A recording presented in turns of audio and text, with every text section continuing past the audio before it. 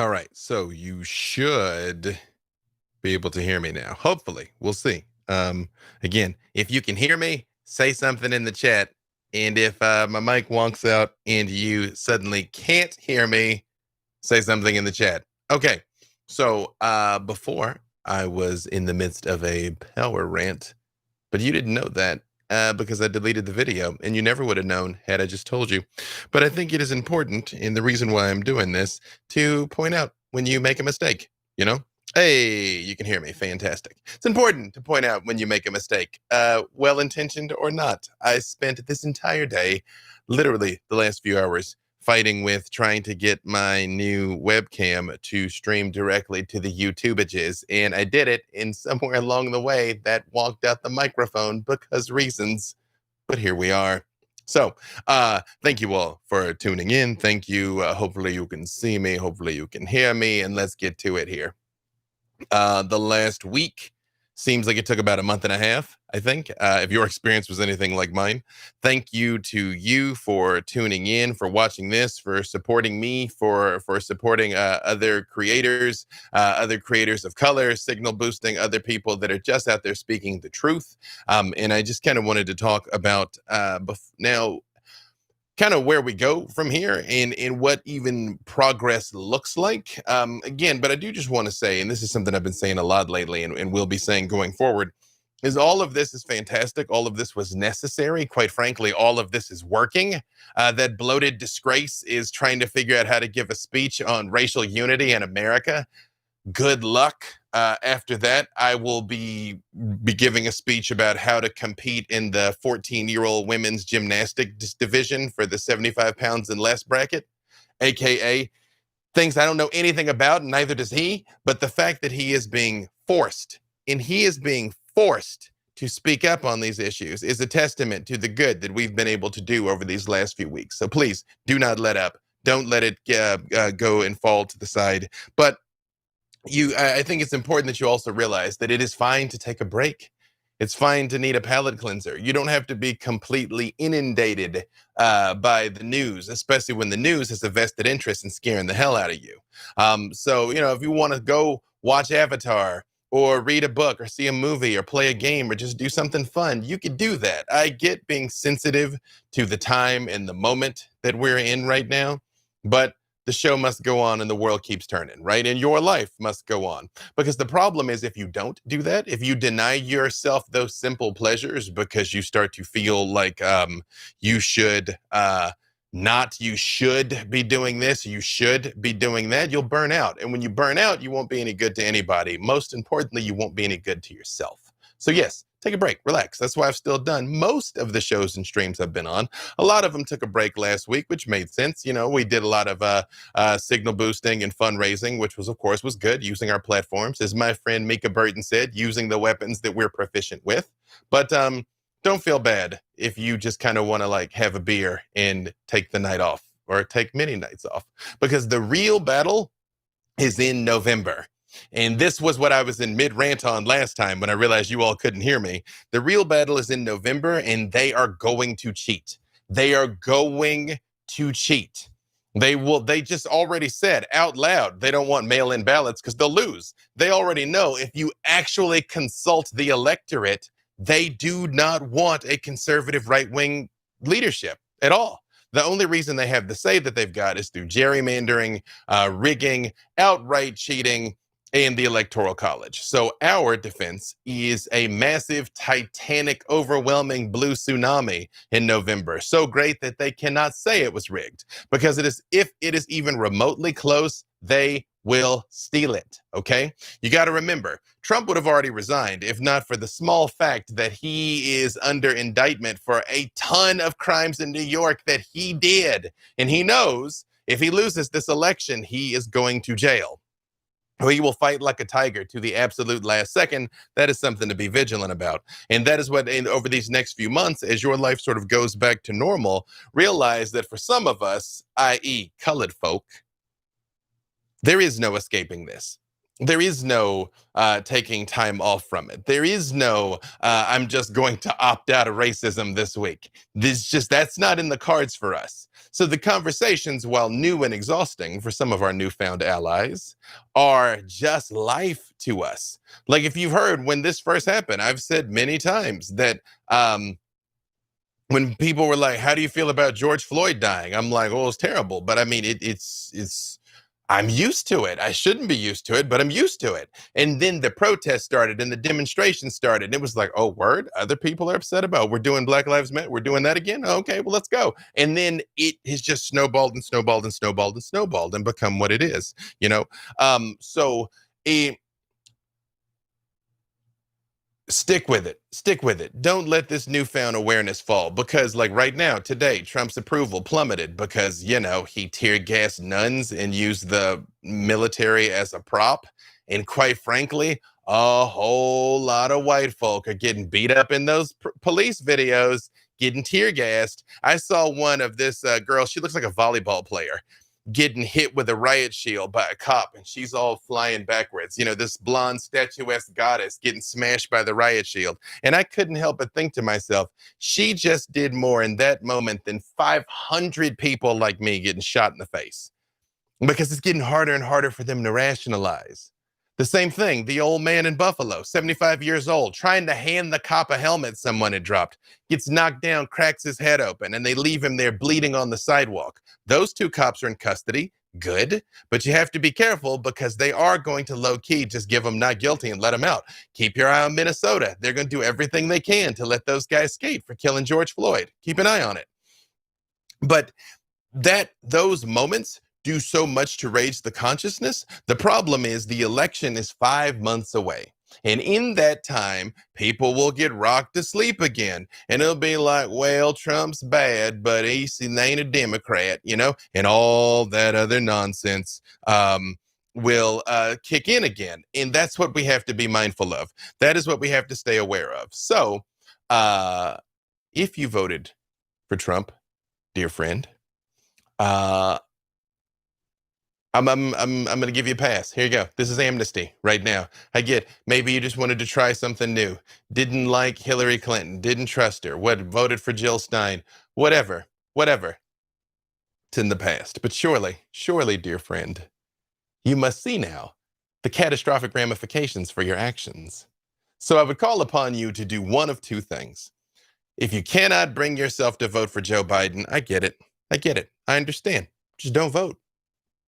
Sit this one out. This is your opportunity to take a knee for liberty. Otherwise, do show up, do vote for Biden, and vote blue all the way down the whole ticket, okay? Because who knows, maybe in 2024, the Green Party or Libertarians or whoever can field a valid candidate next time. That's not now, okay? The house is on fire and you guys are rearranging the furniture inside. And also, dear friends, please be incredibly aware of these bullshit liberal purity tests that we keep putting ourselves through, where it's like, ooh, you said something wrong online in 2008, you're canceled. Fuck that. There's rapists and thieves in the White House and in the Senate and in Congress right now, and they don't care. It's like that woman that just resigned from her congressional seat in California who was having sex with her interns. I guess consensual sex. Hey, they're all adults. That seat went red again, right? For what? Who cares if consenting adults are getting their rocks off? Who cares? Are they doing that? Lindsey Graham has sold out this fucking nation because he was so afraid of being outed. And now, here we are. It's here, which, important point of clarification about Lindsey Graham. Don't knock the man for being gay. That is his right. Of course, there's no problem at all with being gay. I'm knocking Lindsey Graham for being a closeted hypocrite that has doomed us all by his inaction. That's what I'm knocking him for. I wish he would just come out and be like, I'm Lady G, and show up in like full drag. I will be like, yes, Lindsey, work. Next time, vote yes on fucking impeachment or go home. Do your job. Do your job. Do your job as a proud gay man, but do your job. Barney Frank was able to do it. Barney Frank pulled it off. And if you're so afraid of your constituency not voting for you if they knew who you actually are, that makes you a hypocrite, and maybe you need a different line of work. Maybe you got a fucked up constituency. And I'm going to tell y'all something here that you might find difficult to believe if you're not from the South. I myself am from Little Rock, Arkansas, so I know this intimately. There is a baked in Southern homophobia, and black people are among the worst at it. This is not a race thing. This is a South thing. Black folks can be incredibly homophobic. Here's the thing, though. You can be as gay as you want. Just don't say it out loud. That's all. That's all. Everybody had an aunt in her roommate, Pam. They've been living together since 88. Or the choir director that comes in dressed like Little Richard, with his like pink tie and lip gloss and eyeliner on. The same thing. He'd go up there and turn it out for the Lord, and we clap and sing right along with it. And literally everyone knew. You just can't say it. Don't ask, don't tell really is the law in some parts of this great nation of ours. Still, okay? And that's how it is for Lindsey Graham now. And he was so afraid of that he sold us all out. He sold his people out. He sold this nation out. He knows how terrible Trump is. He knows. He said it publicly before they got their hands on that Lady G nonsense. If you don't know what I'm talking about, it's coming out that Lindsey Graham has been hiring male prostitutes for years under the name Lady G and making them sign NDAs or he'll sue them. And now they're trying to get out of the NDAs to tell the truth because they're like, I don't care, sue me, you're an asshole. I hope it comes out. I hope it comes out. I hope it comes out. And I hope he gets wrung out and hung to dry. Not for being a gay man, but for being a disgraceful fucking hypocrite. Which reminds me of something important. It is right now Pride. Don't lose track of the fact that it's Pride, y'all. I mean, I'm glad that the George Floyd protests are going on, and there is an extreme intersectionality between Black Lives Matters and the Pride movement. But don't lose track of the fact that the civil rights struggle takes many forms. The Stonewall riots were started by a Black transgender woman who threw the first brick. That started the avalanche of the movement for gay rights, which this brings me back to something very important and what I actually wanted to talk to you about today, which is this concept of progress. I was just talking to my dad earlier today, and I've shared with you many times, you've seen those pictures of Ruby Bridges being escorted into Central High for desegregation. Ruby Bridges is 65.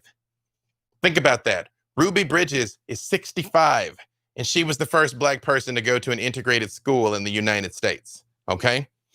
My dad, as I've shared with you, I told you before, he's missing a tooth because he got hit in the face with a rock during the desegregation protests at Central Park High in Little Rock, Arkansas. My father was there.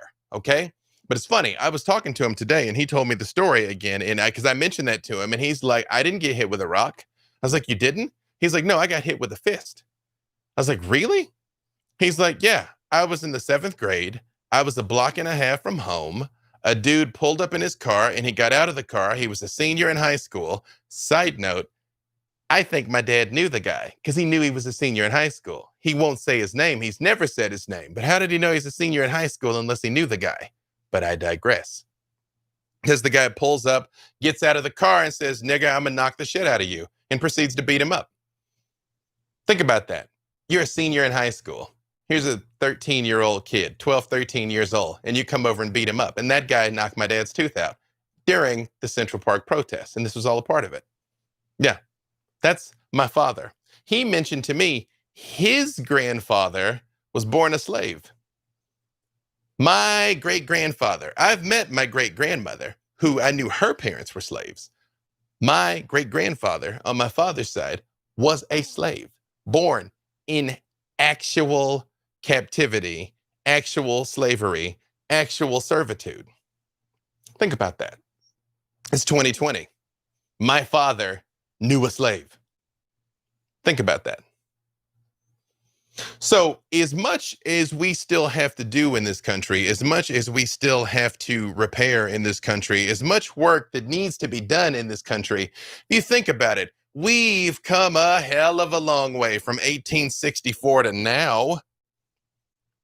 I mean, we went from slavery right into Jim Crow, which was just repainted slavery, right into the civil rights struggle. The gap from the civil rights struggle to a black president was what, 50 years? Give or take, 64 to 2008, 44 years. I can't talk in math at the same time, but not long, not long. You got to remember your grandparents remember a world where whites only was a thing, and that's just how it was.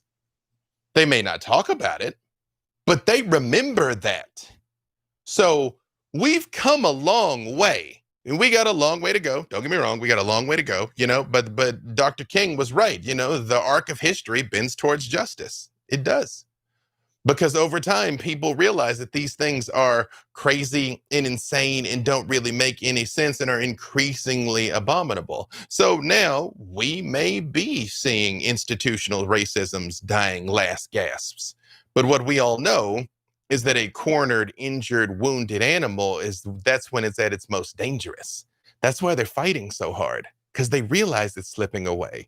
They realize that we're going to catch on to the fact that we know what they're doing, that the entire system is messed up, that you cannot be failed by a system that was never meant to serve you. We have achieved what we've achieved as a society and as people, despite what the system was designed to do. No one protested to make slavery a thing. It started a thing. No one protested to make Jim Crow a thing. It was the next default coming out of it. And look into, and you don't know how many ways this affects our society still. Look into the racist origin of the practice of giving tips. Just that. Where tips came from. The concept of a gratuity on a charge. Spoiler alert, it's out of Jim Crow, and it was racist as fuck. But look into it. That's a thing that still happens. Like I told you the other day, the prison systems, people are still slaves in prison, literally. The slave trade in America never ended. The Emancipation Proclamation is written and says that people in prison are still slaves. We never abolished slavery. We just abolished, theoretically, the slave trade, but it just went on the new form in the fact of the unjust and overwhelming policing of people of color and disproportionately affecting black males. But yeah, there you go. But understand that all of this is happening still, and we are changing it. People that went out and took to the streets and stood up and said no are changing it. That we elected officials that when they had the opportunity to enact meaningful change said no. And that is the whole entire game. That is what we're doing right now. That is what you're doing right now. So yes, I know it's tiring. I know it's tiring. I know it's tiring. But please hang in there, because we're winning. We're winning. Over the arc of history, we have been winning, and currently we are winning. Currently, we are pushing forward. But the battle is far, far, far, far, far from over. Far from over. But can I tell you something funny? And I think I'm going to wind this up, because again, I had a million things I wanted to say, and I think I've said about 200,000 of them. But something that gave me a huge laugh in the midst of all of this, a huge laugh, is I knew they'd painted Black Lives Matter on the street of Pennsylvania Avenue in those bright yellow letters. I knew the Google Street View updated in like a day. They were like, get the satellites over there and get a picture of this. I knew that. Y'all, I apologize. I'm behind. A lot of things have been happening. Did y'all know that they renamed the Pennsylvania Avenue Black Lives Matter Avenue? Did y'all know they did that? The White House literally is on Black Lives Matter Avenue now. The mayor of DC did that. That is the most gangster thing I have ever heard in my entire life. Y'all, the White House is on Black Lives Matter Avenue. And here's what I hope. I hope the post office starts returning letters that are addressed to 1600 Pennsylvania Avenue. Be like, that's not an address we got. They got no reason to be nice to them over there. Remember, Trump wants to defund the post office. I hope they are as petty as possible and be like, couldn't find this address. It doesn't exist. If you want to send something to Donald J. Trump, address it to 1600 motherfucking Black Lives Matter Avenue. I love it. We're winning, y'all. Keep at it. Sorry for the language. I'm not sorry for the language. I'm just worked up tonight. Sorry if there was little children or little ears in there, but keep at it. Keep at it. This is it's working. Keep at it. I love all of you. Okay, bye.